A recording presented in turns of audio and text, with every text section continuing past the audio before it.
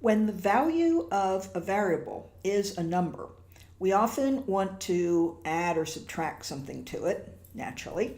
And JavaScript has a couple of shortcut ways to do this.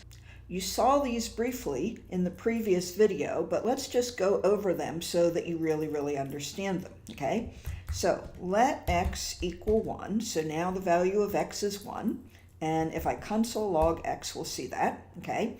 So the first shortcut to know about is when you want to add 1 to the value of that variable, the quickest, easiest, shortest way to do it is just name the variable and do ++. And the value of the variable is automatically changed without any other code required. So if we console log it, we now see that x has a value of 2. And if we x ++ again, console log, it has a value of 3. So you'll see this used frequently in for loops, but you'll also see it used in other JavaScript code. Let's clear and show you the opposite. So that is called increment, when we add 1 with x ++, or I ++, or my variable ++. We can also decrement, which means subtract 1. So if I say our same variable minus and console log it again, the value is now 2. And if I minus again, the value is back to 1. The ++ and the minus only do 1. So ++ adds 1, minus subtracts 1. So what we're talking about here is changing the value of a variable, right? So sometimes we want to increase it by more than 1, of course. And in that case, we can use a slightly longer shorthand. So if I want to add, say, 10 to it, and if I console log x, you'll see that now x equals 11. It was 1, and I += 10 to it. So now the value of x has become 11. The same shorthand, the math operator and an equal sign, works with subtraction. And if we console log x, we see that x now equals 5. It was 11, now it's 5. If I were to multiply, I can do the same thing. So each time I am changing the value of x with a very short statement.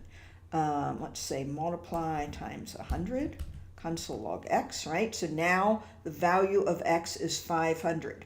So each time you are writing this very short statement, you are changing the value of x. The old value is gone, and the new value is the value of that variable.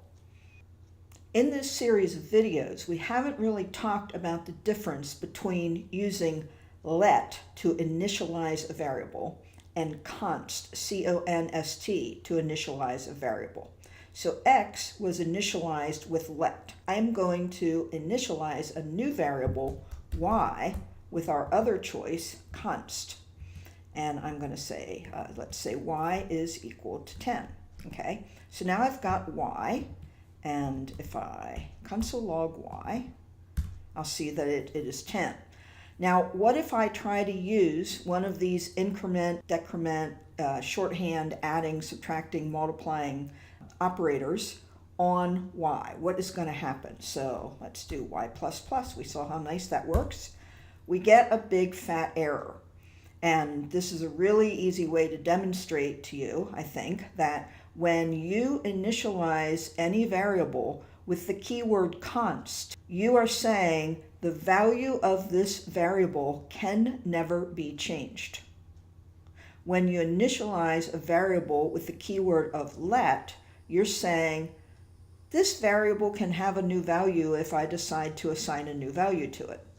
So choosing which keyword to use when you initialize a new variable, whether you choose to use let or you choose to use const, it will have an impact on your program in the future.